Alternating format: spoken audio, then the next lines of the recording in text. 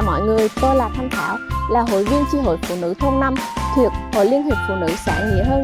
Để chào mừng hội thi Đại sứ văn hóa đọc năm 2022, tôi thay mặt Hội Liên hiệp Phụ nữ xã Nghĩa Hưng xin giới thiệu tới tất cả mọi người cuốn sách Mỗi lần vấp ngã một lần trưởng thành của tác giả Lưu Trí Phong được nhà xuất bản Thanh Niên phát hành. Sách là nguồn tri thức vô tận của nhân loại, không chỉ cung cấp những tri thức, những kinh nghiệm sống mà đọc sách còn là cách để chúng ta thư giãn, thanh lọc và bồi bổ tâm hồn. Không thiếu những cuốn sách có thể giúp con người giải tỏa những u buồn, hướng tới điều thiện, trong sáng và tốt đẹp. Cuốn sách hôm nay tôi giới thiệu tới tất cả các bạn cũng như vậy. Khi lần đầu tiên nhìn thấy tựa đề tên cuốn sách Mỗi lần vấp ngã một lần trưởng thành của tác giả Lưu Trí Phong được nhà xuất bản Thanh Niên phát hành, tôi đã phần nào hình dung được đây chắc hẳn là liều thuốc dành cho chính mình ngay lúc này.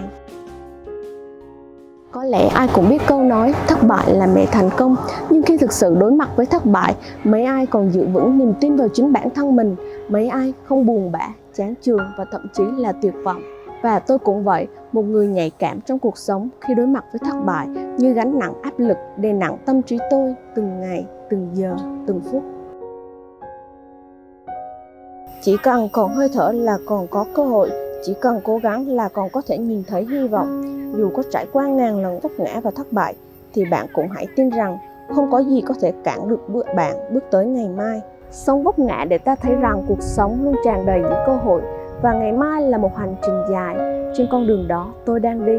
Cuốn sách với 375 trang giấy, khổ giấy 14,5 x 20,5 cm với bố cục phân trang khá hợp lý. Sách được chia làm 8 chương cốt lõi với trình tự 8 chương khá logic. Mỗi lần vấp ngã một lần trưởng thành với nội dung theo hướng kể chuyện và phân tích những câu chuyện như những dẫn chứng rõ ràng sinh động về cuộc sống đang diễn ra thường ngày của mỗi chúng ta, trong đó có bạn và tôi đấy. Tác giả Lưu Trí Phong dẫn dụ những câu nói, câu chuyện thực về đối nhân xử thế, đạo đức, kinh doanh và rồi phân tích rõ nét để chúng ta hiểu sâu sắc hơn cuộc sống của mỗi người đang diễn ra và tương lai sẽ cần đến. Từng chương, từng mục nhỏ trong cuốn sách Mỗi lần vấp ngã một lần trưởng thành như một bài học tuy giản dị nhưng ý nghĩa biết bao. Như trong chương 1, tác giả tin chắc rằng ai cũng sẽ phải gặp thất bại, khó khăn. Theo sách, đối với người bi quan, sợ hãi luôn cảm thấy thất bại là một gánh nặng khi họ cảm thấy mệt mỏi và áp lực.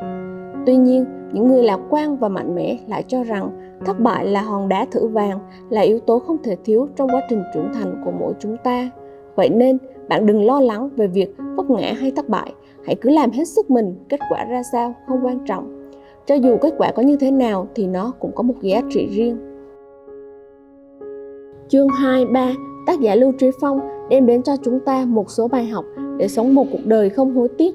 Đó là học cách chấp nhận thực tại, chấp nhận con người chưa hoàn mỹ của mình, học cách lạc quan, biết ơn, tận hưởng cuộc sống mỗi ngày, rèn luyện tính cách tốt đẹp.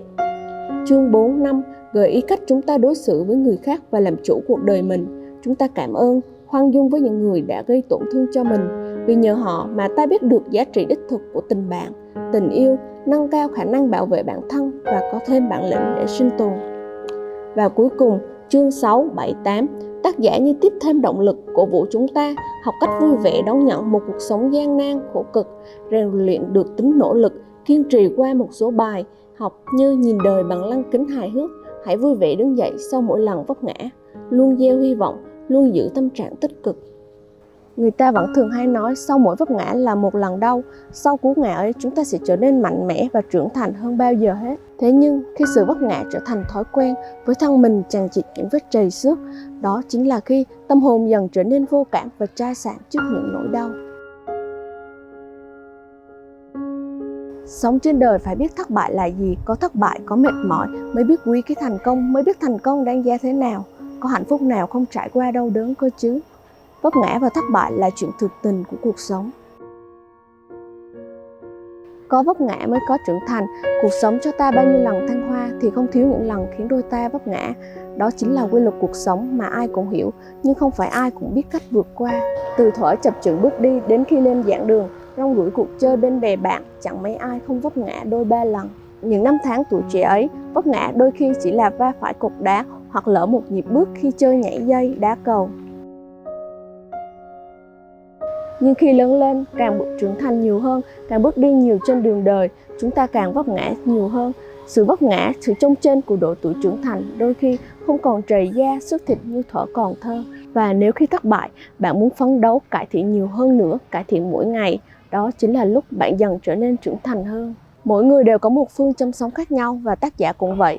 Đồng thời tác giả là một nhà tâm lý học nên anh biết cách gợi cho chúng ta những con đường đúng đắn trong cuộc sống. Bằng lối kể chuyện sinh động, những dẫn chứng rõ ràng cụ thể, những câu chuyện về người thành công, tác giả Lưu Trí Phong như đang cổ vũ tinh thần những bạn trẻ đang lo lắng, sợ hãi trước những vấp ngã. Nhưng sự thật, vấp ngã không đáng sợ như gì chúng ta đã nghĩ.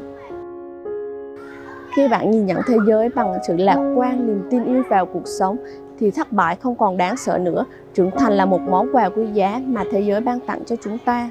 Một vài lời khuyên tích cực mà tác giả Lưu Trí Phong dành cho mỗi chúng ta. Hãy cảm ơn những người đã làm tổn thương bạn. Hãy khoan dung với những người không yêu mến bạn. Cuộc sống, chúng ta không thể làm hài lòng tất cả mọi người, nhưng hãy cảm ơn họ đã khiến cho chúng ta cảm thấy quý trọng hơn những người thật lòng với mình và khiến cho chúng ta cảm thấy cuộc sống trở nên khắc nghiệt hơn. Đó là lúc khiến cho bạn dần trở nên trưởng thành. Vui vẻ đón nhận cuộc sống vất vả. Cuộc sống như một tách trà, khi uống bạn sẽ cảm nhận vị đắng, nhưng khi qua đi, vị ngọt sẽ còn lại trên đầu môi.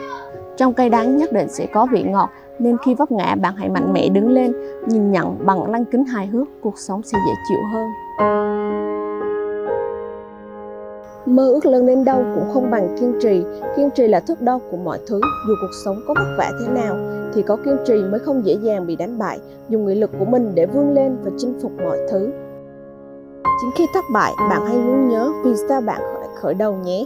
Hãy bước tiếp để tận hưởng từng khoảnh khắc tuyệt vời mà cuộc sống này ban tặng. Bằng tâm hồn trong trẻo, hồn nhiên như phút đầu chập chững bước ra thế giới. Hãy tự đứng lên sau mỗi lần vấp ngã bạn nhé.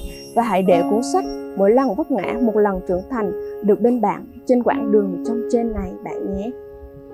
Xin cảm ơn tất cả mọi người đã lắng nghe. Xin kính chúc hội thi thành công tốt đẹp.